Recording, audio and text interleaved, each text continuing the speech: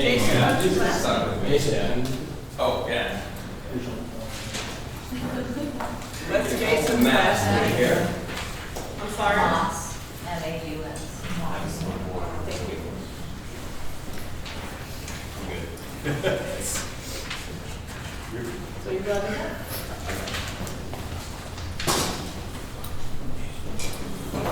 So if you want to nail that area here. That's our border. That's where I'm going to start. Yeah, let's flip this one here. Yeah, thank you, first of all of you, for inviting us here today.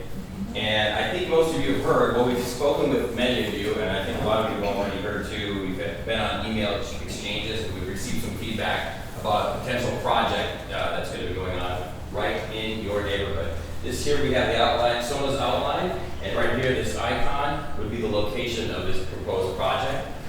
We are probably, it's a fool's errand to go through the individual campus or the buildings that might go into it, because that's constantly changing at this time. What's important to you all, I think, and this is based on some feedback, we got some really good feedback as recently as last week as to what kind of programming and how is that going to impact this community, so that's what I want to focus on today. But I will start a little bit high level for any of you who haven't heard about it yet. Again, this would be the location. We're looking at I-480 here, I-80 here, Martha Street on the north, Vinton on the south. This is zoomed in a little bit better here, I-480, Union Pacific Railroad tracks, Vinton, Martha, and for reference, there's your South 24th Street corridor right there. We've marked this with an icon here, and like I said, the site itself is evolving, and the floor plans of the individual buildings that may go in there is also evolving as well. But we wanted to address a few things that I know has come to us through feedback and other questions.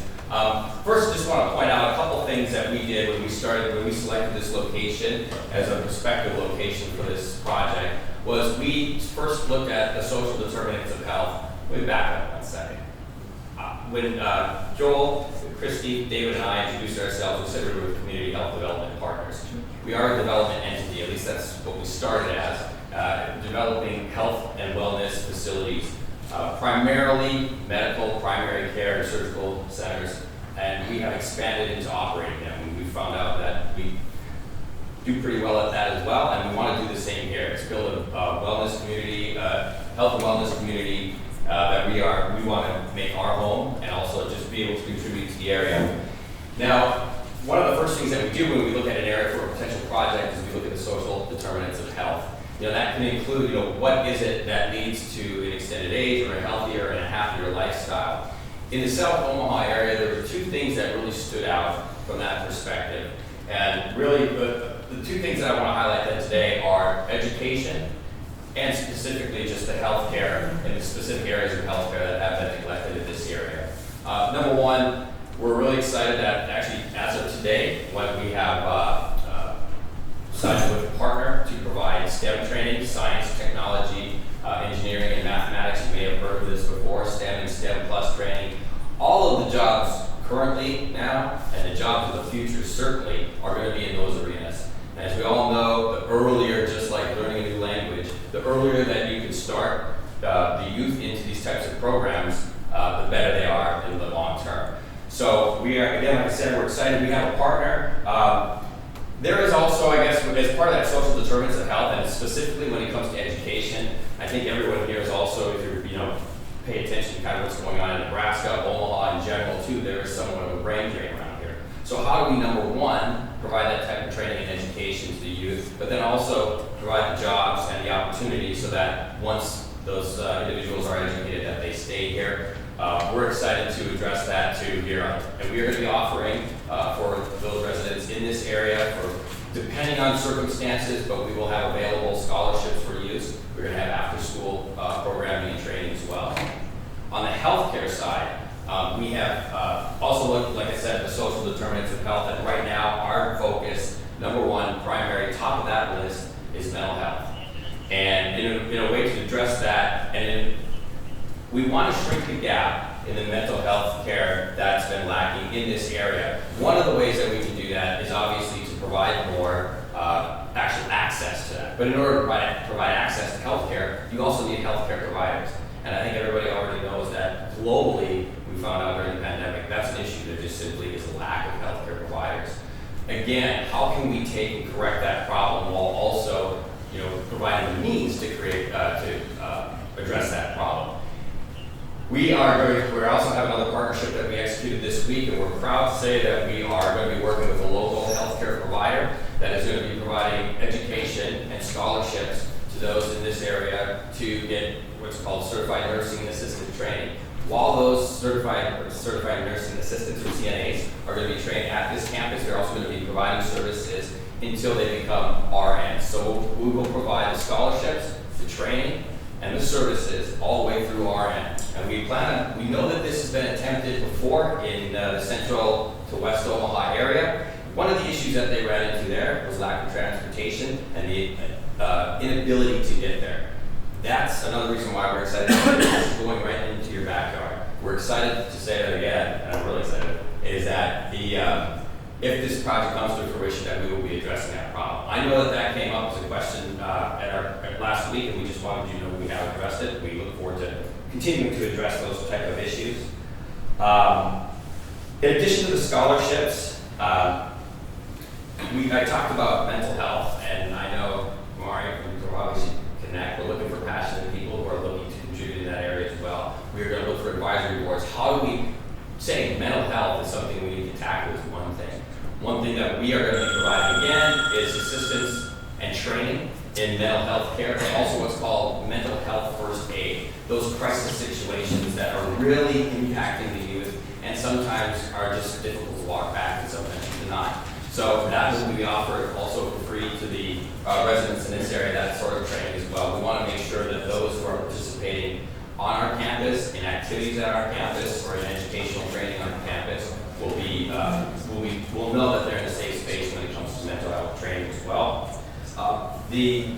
Together with that training and education, I should say we have already, at a minimum, going to have 2 daycares, and of course, if you are a student under scholarship, being provided an education at our facility. There will also be free daycare as well, because we understand that that also is a barrier sometimes to the entry into that educational world. In addition, and again, like I said, I'm not going to go through the individual buildings. This will all kind of work out on the campus, and we have a few months to talk about this and how it plans out. But another programming piece that we want to talk about is the nonprofit and community incubator that we're going to be running. We have Community Health Development Partners has a sister foundation, Community Health Development Foundation, that will also be headquartered and housed at our Intersections campus. In addition to that, there's going to be a nonprofit incubator. You probably have heard about for-profit incubators where you got a startup, you go there, you kind of take the program weeks long, they help advise you. You really don't hear about it on the nonprofit side, but there's definitely a need for that too. So we want to address that as well in this community and provide similar to a for-profit incubator, but for those nonprofits where you have that good idea, but you need that extra horsepower to get it going. We're happy to say that that's going to be involved as well, and also just general community space. We love the Croc Center and like being here, but we also will offer free space for community, for SONA, for other neighborhood associations to hold meetings as well. That was another concern that had come up, and we're happy to provide that space as well. I guess the one thing I should have mentioned earlier when I talked about education, not just the STEM training, how do you get to the STEM training? One of the barriers to success in education and success in life at this time and obviously going forward is the digital divide and access to internet and internet-like services. Here's a telling stat. South Omaha, one fourth of the homes in South Omaha don't have access to broadband internet. This was also mentioned at a previous meeting that we had, and we're happy to say that we are going to be bringing fiber to this location when this happens, and we were going to be putting in a Wi-Fi mast that will have a 2-mile radius. So we hope to address that problem as well. And together with the education and the other components that we're talking about, we really hope this project can be a catalyst for, again, just decreasing some of those gaps in the South Omaha area. As far as the construction time period, that's something that people like to ask. We're so early on right now, it's hard to tell. Ideally, we would like to be talking with you all about more formal plans and the actual schematics and the layout of the buildings once we get through the programming. We hope that can happen maybe in the summer, early fall, and that we can get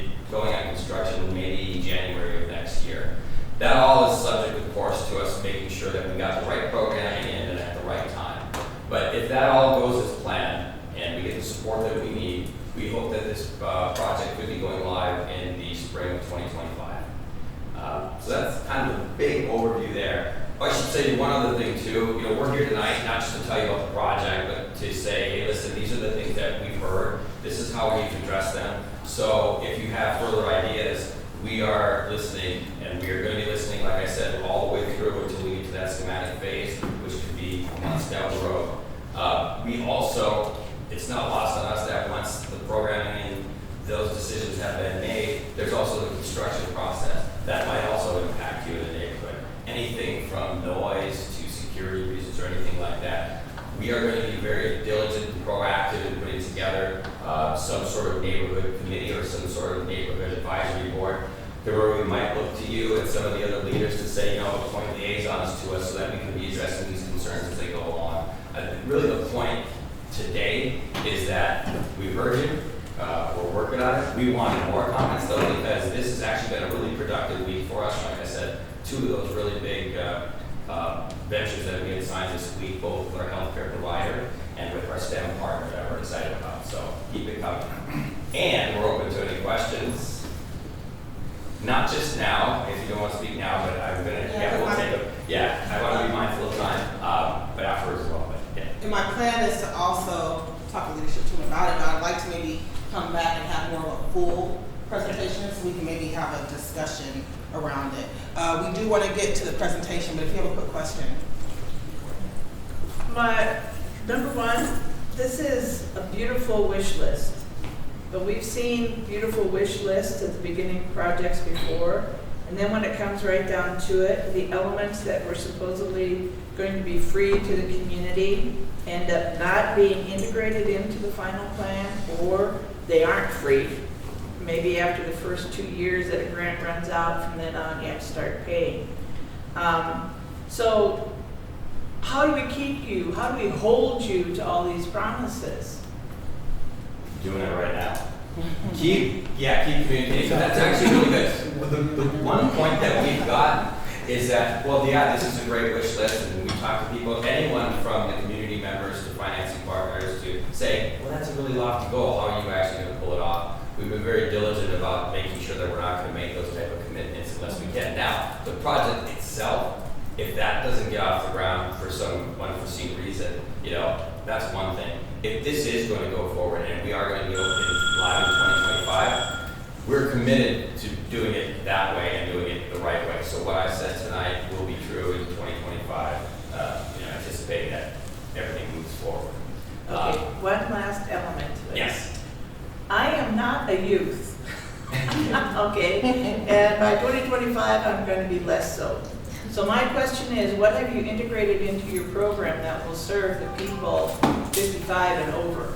So that's a really good question on the technology and on the STEM side, right? I focused primarily on the youth, and I think I did that narrowly because it was addressing a specific comment that we had gotten last week. The same center that's going to be providing the type of training for youth is also going to be for adult technology and STEM training as well. So I can tell you that that will be at least one of the components there. The campus is much broader than what I talked about tonight, at least in our planning phase. That it's going to include more. There's going to be other wellness and recreation aspects to it. But specifically with the healthcare, that's something that isn't going to be geared just strictly towards youth. And something that would be relevant is, second on that list behind the mental health care is one thing that we found is a lack of women's health care, and that's going to be a component as well. So, and that's irrespective of age. Thank you so much. And in terms of accountability, there's a camera right there. And all that's on He film. follows me everywhere. They're treating you like an elected official. That's